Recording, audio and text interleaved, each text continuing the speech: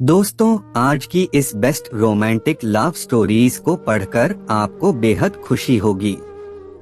यह best romantic love stories एक जीजा और साली की है जो एक दूसरे से बहुत प्यार करते हैं। यह जीजा साली प्रेम कहानी आपको बहुत पसंद आएगी और मुझे उम्मीद है कि इस बेस्ट रोमांटिक लव स्टोरीज को आप पूरा जरूर पढ़ेंगे। मेरी शादी को लगभग 1 साल पूरा होने वाला है। इस लव स्टोरी होती है जब मेरी शादी हुई थी। जब मैं पहली बार दूल्हा बनकर ससुराल पहुंचा, तब मैंने थोड़ी देर तक अपनी नजर उठाकर किसी की तरफ भी नहीं देखा। मैं कुर्सी पर बैठा हुआ था और मेरे चारों तरफ कुछ रिश्तेदार बैठे हुए थे। तभी अचानक मेरी नजर मेरे सामने खड़ी एक लड़की पर पड़ती है। वह लड़की मुझे देखकर मंद मंद हंस रही थी। उस समय मैं दूल्हा बना हुआ था, इसलिए सोच रहा था कि मेरे कपड़े या ललाट पर लगे हुए टीके में कोई गलती है। तभी मैंने अपने जीजा जी को पास बुलाया और कहा, मेरे कपड़े तथा ललाट पर लगा हुआ टीका सही है या नहीं। तब जीजा जी ने बोला, सब कुछ ठीक है, एकदम मस्त लग रहे हो। थोड़ी देर बाद जब मैं मंडप के नीचे जाकर बैठा, उसी समय वह लड़की मेरे पीछे आकर बैठ गई। थोड़ी देर चुपचाप बैठने के बाद वह मुझसे छेड़छाड़ करने लग गई। पहली बार ससुराल जाने की वजह से मैं उस लड़की से कुछ भी नहीं कह पा रहा था।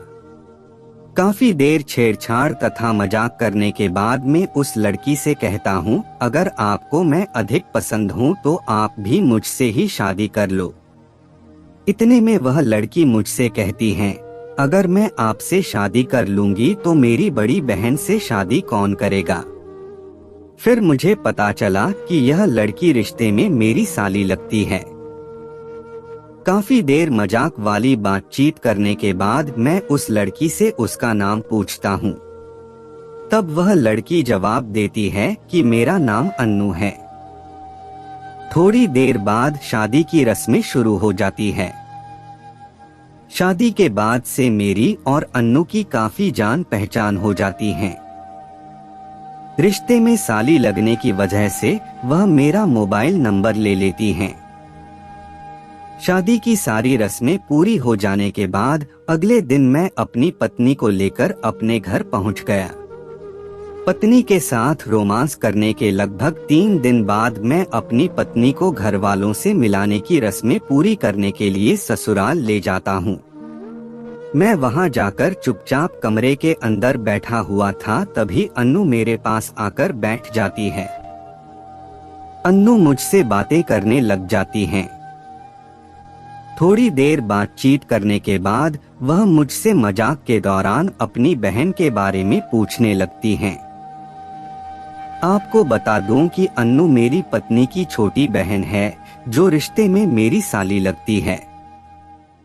अन्नू मजाक के दौरान मुझसे गंदी बातें भी करती रहती थी। रात के समय मैं मकान की छत के ऊपर सो रहा था। अन्नू रात में अचानक से मेरे पास आकर सो जाती है, लेकिन इस बात का अंदाजा मुझे बिल्कुल भी नहीं था। मैं गहरी नींद में सो रहा था, तभी अचानक मुझे मेरे पास किसी लड़की के होने का एहसास होता है। तभी मैं नींद से उठ जाता हूँ और देखता हूँ कि अन्नू मेरे पास सो रही थी। मैं अन्नू को जगाने की कोशिश करता हूँ और कहता हूँ, जल्दी उठो वरना कोई देख लेगा। लेकिन अन्नू उठने की बजाय मुझसे लिपट कर सो रही थी। काफी देर कोशिश करने के बाद अन्नू नींद से उठ जाती है और मुझसे कहती है, जीजा जी आप तो मुझे सोने भी नहीं देते हो। तभी मैं कहता हूँ, शायद आपको पता नहीं है कि आप कहाँ पर सो रही हो। इसके बाद अन्नू ने कहा, मुझे अच्छी तरह से पता है कि मैं मकान की छत के ऊपर आपके पास सो रही हूँ। तभी मैंने कहा, आप चुपचाप नीचे जाकर सो जाओ और मुझे सोने दो। तभी अन्नू कहती है, मैंने मकान की छत वाले गेट को लॉक कर दिया है।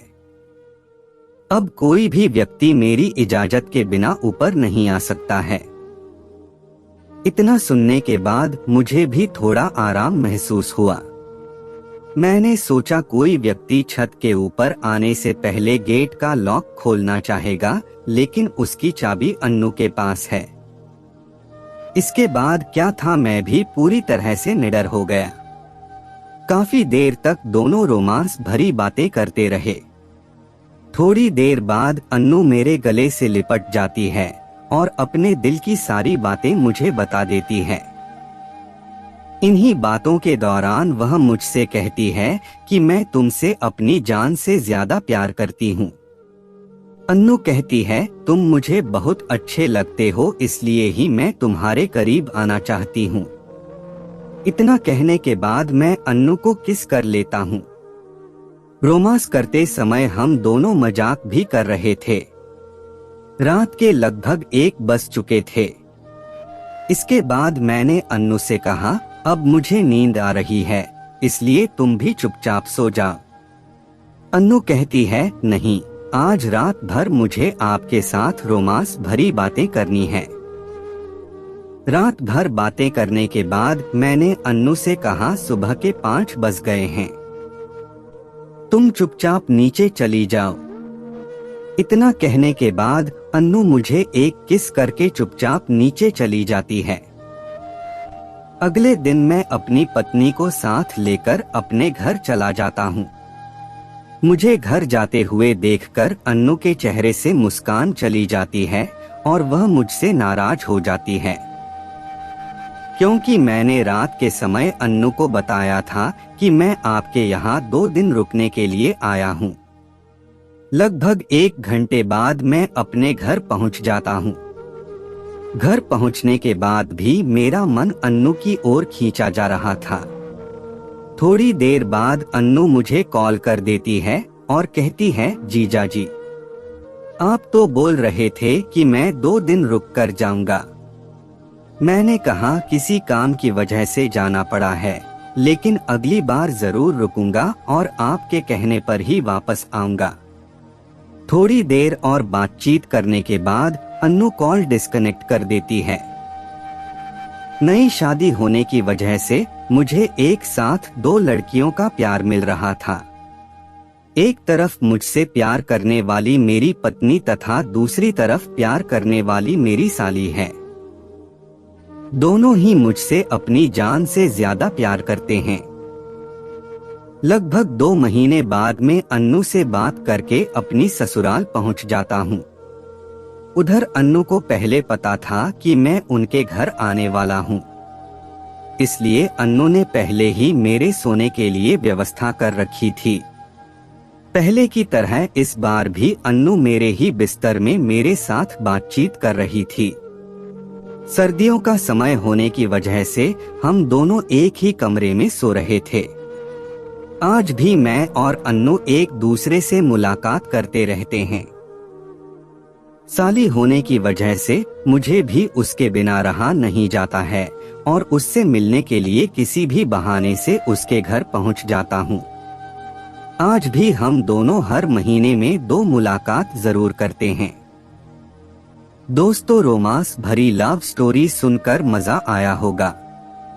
इसी तरह और कहानी सुनने के लिए हमारे चैनल को सब्सक्राइब कर लीजिए। मिलते हैं फिर एक नई स्टोरी के साथ, तब तक के लिए राधे राधे।